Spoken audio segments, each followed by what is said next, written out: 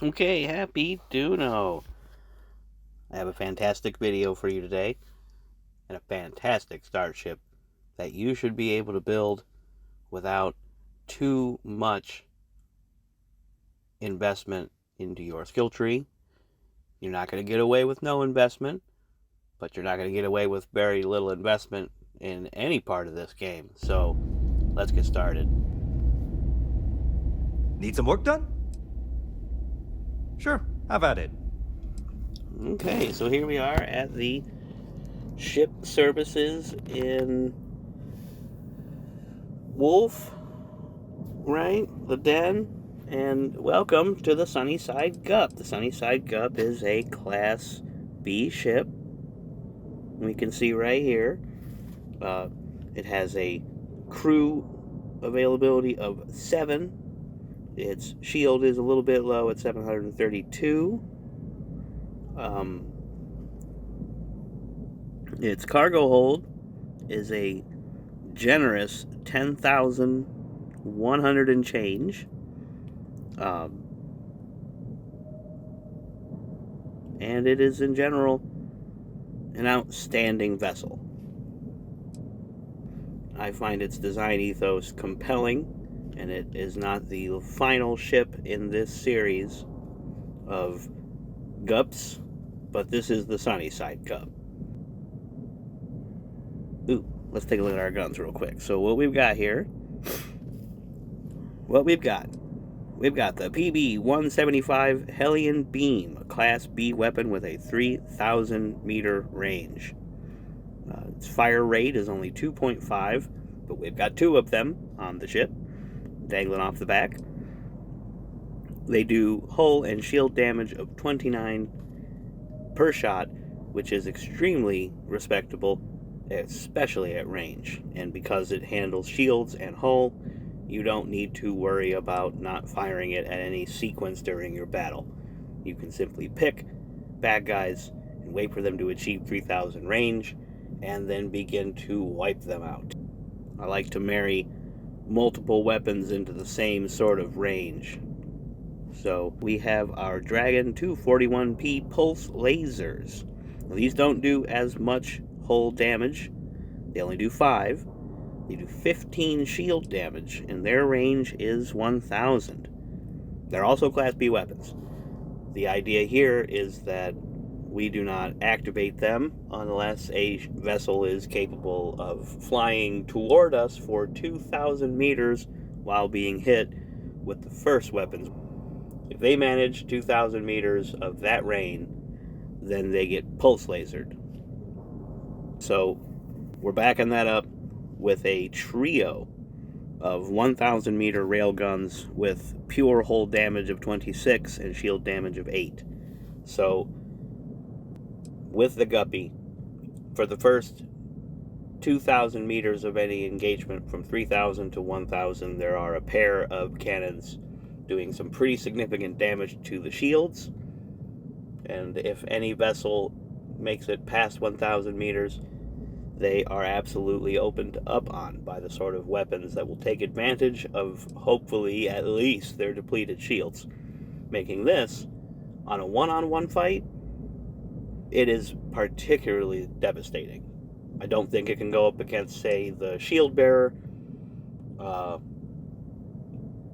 don't quote me on that.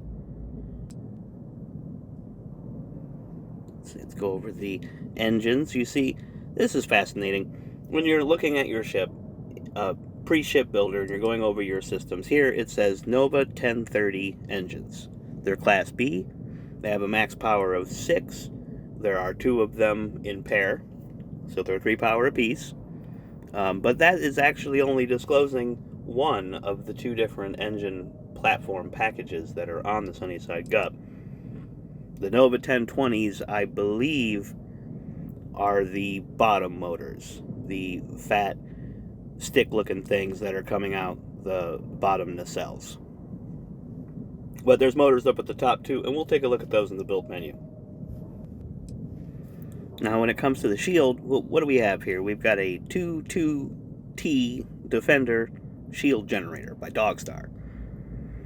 Man, isn't that Keanu Reeves' band? They were just in town. This is a Class B shield generator. It has a max power of 6. It only has a max health of 610 and a regen, but its regen rate is high, 7%. That's not bad. It is a lesser shield than perhaps what might be available, but sometimes you have to make concessions, and the focus of this ship is not necessarily the strength of its shields. So, whoop-de-doo. Next, let's take a look at that grav drive, shall we? The RD-2000 Beta Grav Drive. A Class B drive. It has a max power of 10. I always underpower my grav drives because I really like watching them spool up, to be fair.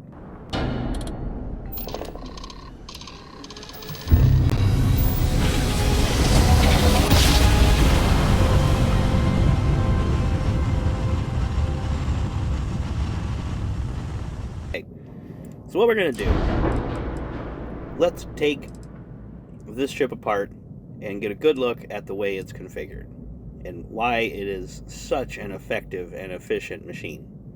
So off goes the port side landing gear and motor and nacelle, and let's take off the tail plane along with the landing gear and the struts to hold it.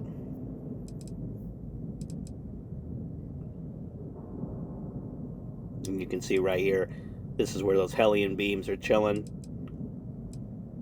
Let's take care of this Nova piping. And I'm gonna get this mount out of our way, an associated firearm.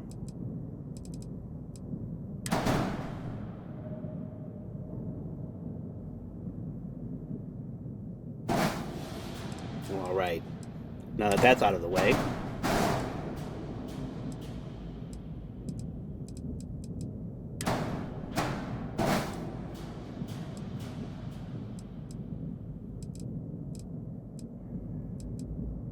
take off the other weapon mount.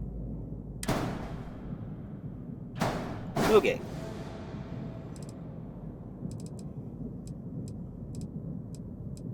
So you can see egress and entry into the ship, whether you are coming in from the actual walk-up bay or whether you're coming in through the docker. Because this particular landing bay has its entry door in the roof, right? Because of that, it feeds up into the hab directly above it. And since the Stroud Eklund cab on top of that feeds directly behind it, what we end up with is a sandwich of 4 objects. The entryway hab directly above the entryway itself, which also has the docker directly feeding into it. You go through one door and look up, and there is the mother of all ladders. You like ladders? I heard people really like the ladders in Starfield. So this ship has a very long ladder. What we got? 1, 2, 3, 4, 5 floors of ladder await you to get to the top. Hilarious. It's the best ladder I've ever seen in a Starship. Going up it is torture, and going down it is hilarious. So,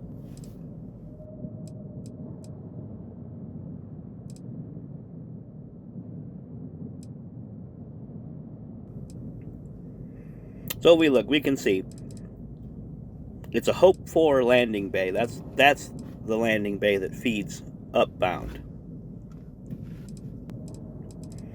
I'm using Deimos companionways for the lower part of the ship. This is exciting.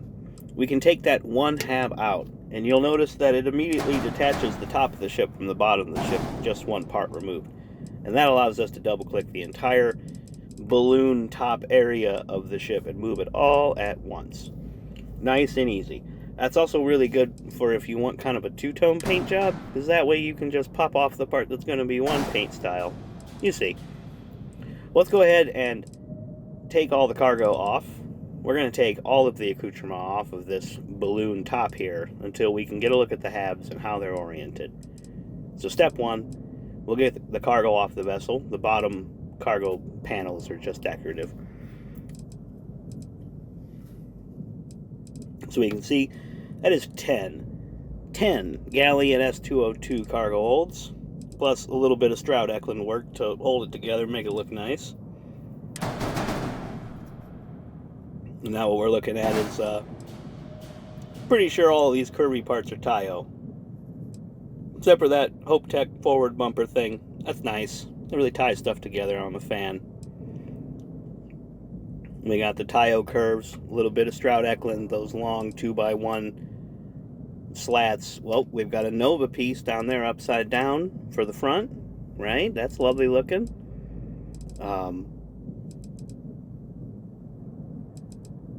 And we've got some Tayo fake upside down cargo hold plates, along with the Tayo side caps to marry up with the front cap on both sides and give it that roundy, plump feeling. That's such a delight. Let's go ahead and take all that off.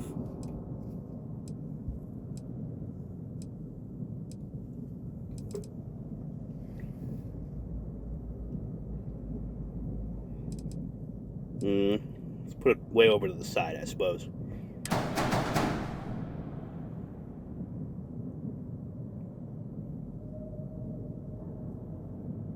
Okay. Now let's do the same with the backside. We'll grab all of the structural components, the motors, the generator. We'll grab the helium tanks.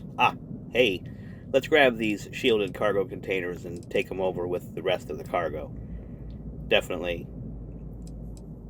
It's different, but it's similar. We'll put it over there to the left.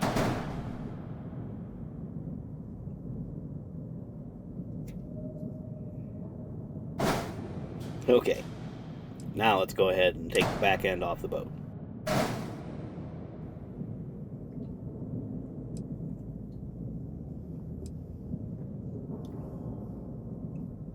Grab these motors, grab these pulse lasers. I like that the pulse lasers are hiding between the motors on the top. I think that's fun.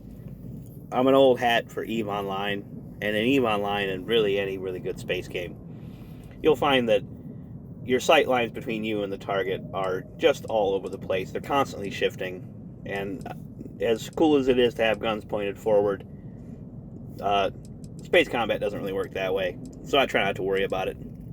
I like how the guns on this ship, for example, are nestled into little pockets and in locations where they would be difficult to take out. Okay, there we go. So the motors are off, everything's off. Let's get the, let's get a nice close look here and see. And we can get those guns off the top.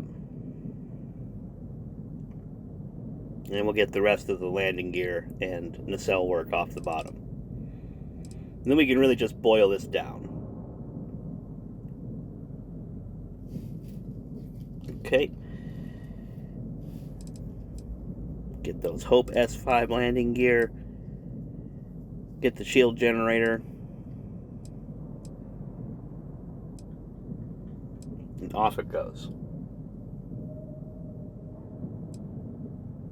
Let's grab those guns.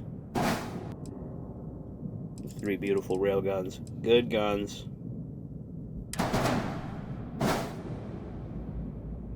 Okay.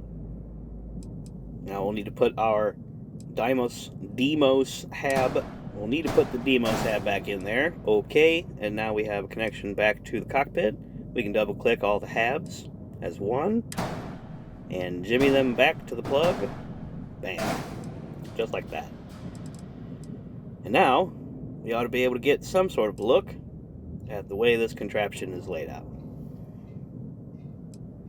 You can see the Hope S4 landing bay. There's also a bit of gear right behind it there. That's nice. So the S4 feeds up into the companionway 1x1 by Deimos. That feeds back into another companionway. I could put a 2 there. That'd be exciting. Maybe an upgrade. It'll save me some points. So the companionway above it, also a Deimos, feeds forward into the Stroud-Eklund cab.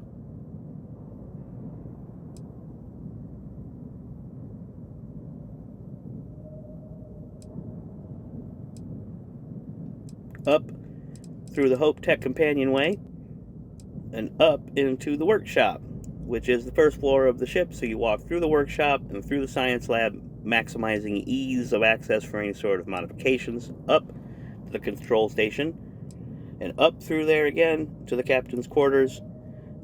It's up there to maximize the beds, to maximize the views and the beds. Now, if you're going to the back of the ship, you go through the brig, and then further through the infirmary, and then back through the mess hall, and then over to the side for one set of berths, or up through the ceiling through the back of the galley up into the second set of berths. So it is not a behemoth of corridors. It's actually very well laid out, considering at no point did I consider while I built this that order. Well,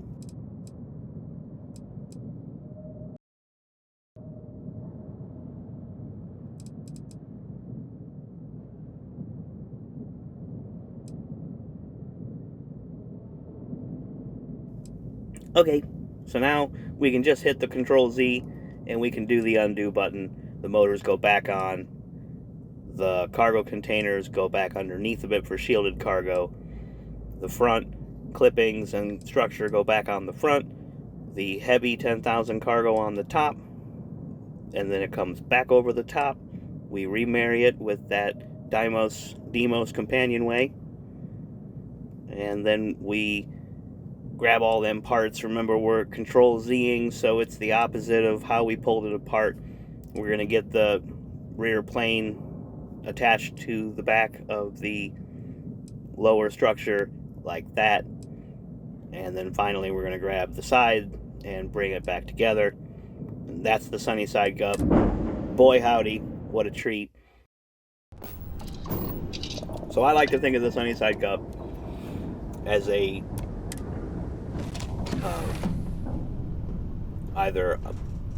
mostly on surface. It's a surface assault vessel, right?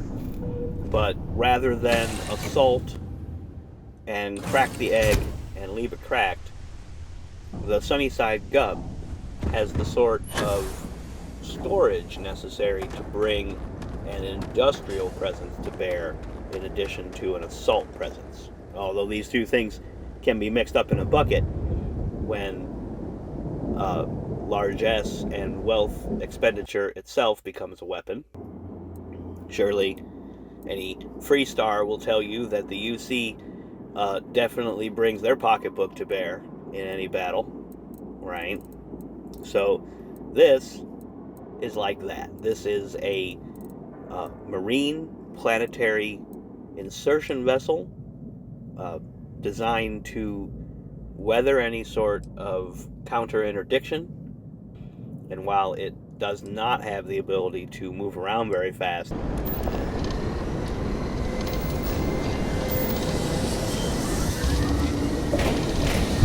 without a pretty gnarly unpowering of other systems. Like, it can move, it moves, but it needs all of its power to get moving at a rational pace, and that's not really the way the Sunnyside Gub likes to work.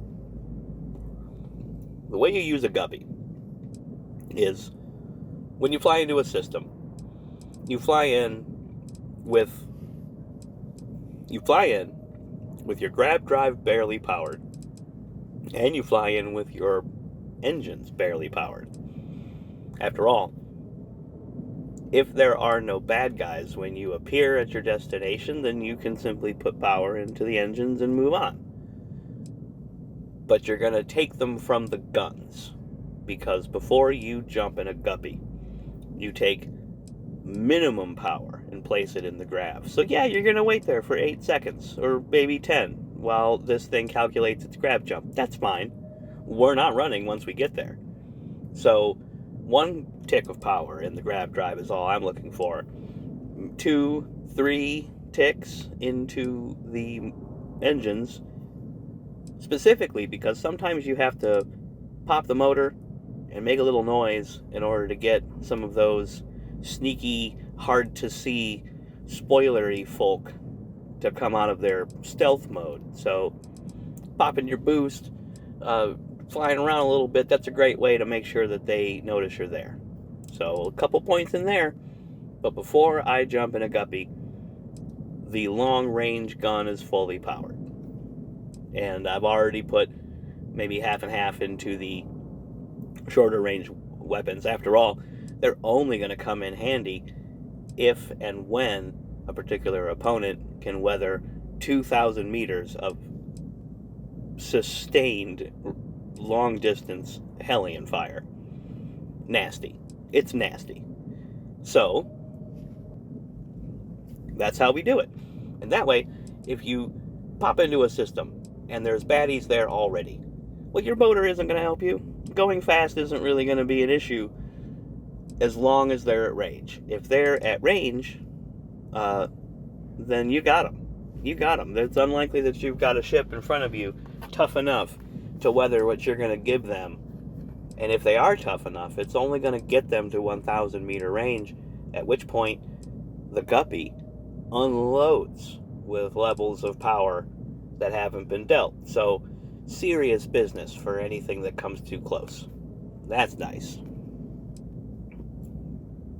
But of course, the most powerful thing that the guppy can do is, once it arrives planetside, having burst through whatever blockades might have stopped them, they can get down to the planet with not only plenty of Marines, well, maybe not plenty.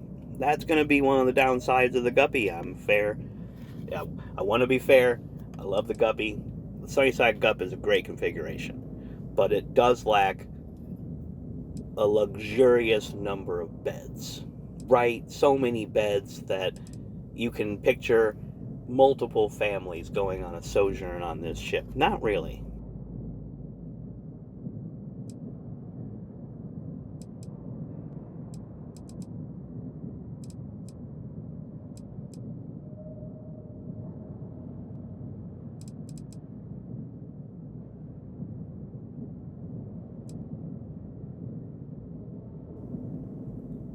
The idea that once you get planetside, the Sunnyside Gup can unleash some Marines, I would see them, but it also unleashes up to 10,000 units of industrial cargo, which is enough that you can just go nuts. You can build whatever you want with that level of cargo.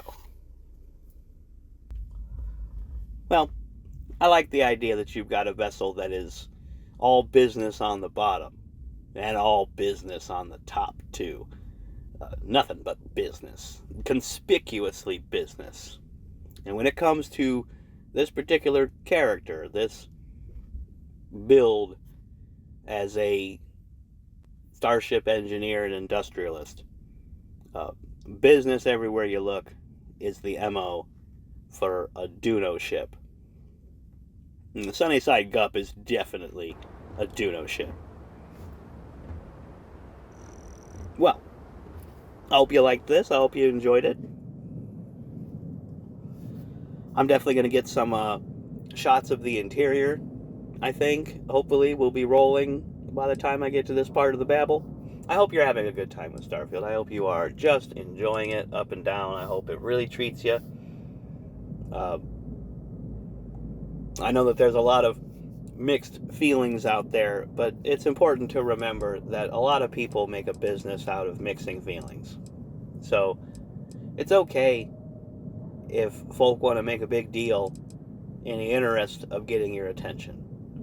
But after that, when